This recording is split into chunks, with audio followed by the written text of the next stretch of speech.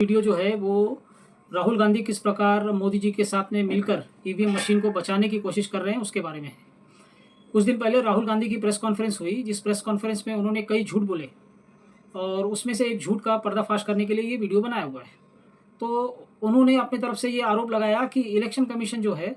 वो जो voter list की पीडीएफ देता है, वो पीडीएफ जो होती है वो मशीन से सर्च नहीं की जा सकती, यानी कंप्यूटर उसको रीड करके सर्च नहीं कर सकता, उसमें सर्च ऑप्शन नहीं जाता है क्योंकि वो इमेज होती है। तो जो इमेज फाइल है उसमें अगर आप सर्च करने जाओ तो आप सर्च नहीं कर सकते वोटर का नाम इत्यादि और उसकी जानकारियाँ। तो उन्होंने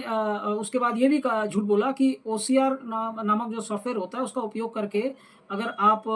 इस फाइल को कन्वर्ट करें, जो इमेज बेस्ड पीडीएफ फाइल है, वोटर लिस्ट है, इमेज बेस्ड वोटर लिस्ट को आप कन्वर्ट करके इसे टेक्स्ट बेस्ड वोटर लिस्ट में बनाएं तो उसमें सर्च किया जा सकता है वोटर की डिटेल और वोटर की जो इन्फॉर्मेशन है वो सारी चीज़ें। पर वो जो ओसीआर सॉफ्टवेयर है वो इस पर काम नहीं करता और इस प्रकार का कोई भी कन्वर्जन अगर आप करना चाहें, यानी आपके पास जो इमेज बेस्ड वोटर लिस्ट है वो इमेज बेस्ड पीडीएफ फाइल उसको अगर आप टेक्स्ट बेस्ड फाइल बनाना चाहते हैं तो ओसीआर का सॉफ्टवेयर उसको करने में बिल्कुल भी सक्षम नहीं है। तो ये उन्होंने एकदम साफ झूठ बोला है और ये हम लोग यहाँ पर एक स्क्रीन रिकॉर्डिंग से अभी देखेंगे। हाँ, तो ये मैंने क्या किया कि कर्नाटका इलेक्शन कमीशन की जो वेबसाइट है वहाँ से मैंने वोटर लिस्ट डाउनलोड की और वोटर लिस्ट डाउनलोड करने के बाद में ये आप सामने आपके स्क्रीन पर देख सकते हैं, ये टेक्स्ट फाइल है उसकी, और ये मैंने वहाँ का जो इमेज फाइल थी, ये इमेज फाइल है, इसमें सर्च करना मशीन के लिए पॉसिबल नहीं होता है। तो मैंने उसको डाउनलोड किया और उसका स्क्रीनशॉट लेकर मैंने ओसीआर सॉफ्टवेयर से, ये आप देख सकते हैं, ये टेक्स्ट फाइल में कन्वर्ट हो गया। ये टेक्स्ट है, ये सारा कॉपी पेस्ट हो सकता है, इसको आप शेयर कर सकते हो और इसके बाद में ये देखिए ये कॉपी पेस्ट हो सकता है और इसको आप चाहिए तो पूरा का पूरा यहाँ से शेयर कर सकते हो। शेयर करके इसको आप किसी भी माइक्रोसॉफ्ट में या टेक्स्ट फाइल में डाल सकते हो और फिर वहाँ से जो चाहे वो सर्च कर सकते हो। इस तरह ये प्रूव होता है कि राहुल गांधी की जो प्रेस कॉन्फ्रेंस थी उसमें उन्होंने सबसे पहले एक बहुत बड़ा झूठ बोला, शुरुआती बहुत बड़े झूठ से की कि इमेज फाइल जो है इलेक्शन कमीशन की वोटर लिस्ट की जो इमेज फाइल है, इमेज पीडीएफ है, उसको आप टेक्स्ट फाइल में कन्वर्ट नहीं कर सकते और ये काम करने में उनका 6 महीना गया और कोई ओसीआर सॉफ्टवेयर काम नहीं कर रहा था। तो जैसा कि ये स्क्रीन रिकॉर्डिंग में हमने देखा कि आप एक जो इमेज बेस्ड वोटर लिस्ट है उसको आप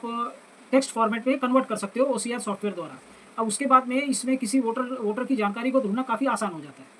तो राहुल गांधी ने अपनी तरफ से इसे नकार दिया था कि ये बिल्कुल नहीं हो रहा और इसलिए हमें ये काम करने में 6 महीने लग गए, तो उन्होंने ये साफ साफ झूठ बोला। इसके अलावा राहुल गांधी को अगर ये चीज़ चाहिए या देश के किसी भी नागरिक को या फिर नेता को ये चीज़ ठीक लगती है कि जो वोटर लिस्ट है वो टेक्स्ट बेस्ड होनी चाहिए, तो उनको इसके लिए कानून बनाना चाहिए। ठीक है, हम ये मान लेते हैं कि केंद्र में जो है वो कांग्रेस की सरकार नहीं है, पर कई राज्यों में कांग्रेस की सरकार है, कर्नाटका में कांग्रेस की सरकार है, तो वहाँ पर संविधान का जो आर्टिकल 328 है वो राज्य सरकार को ये पावर देता है कि वो चुनाव को लेकर अपनी तरफ से कानून बनाए।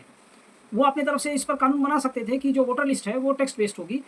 यानी वो सर्चेबल होगी। अगर वो text based searchable voter list बनाकर डालते हैं और उसके बाद इलेक्शन कमीशन या केंद्र सरकार उसके बीच में आती है तो उनकी गलती नहीं है, पर उन्होंने ये चीज़ करने की कोई कोशिश नहीं की और ना ही उन्होंने अपने मैनिफेस्टो में या आगे कहीं अपने भाषण में ये चीज़ कही कि वो आगे चलकर इस पर कानून लेकर आएंगे। उन्होंने ऐसी कोई बात नहीं की।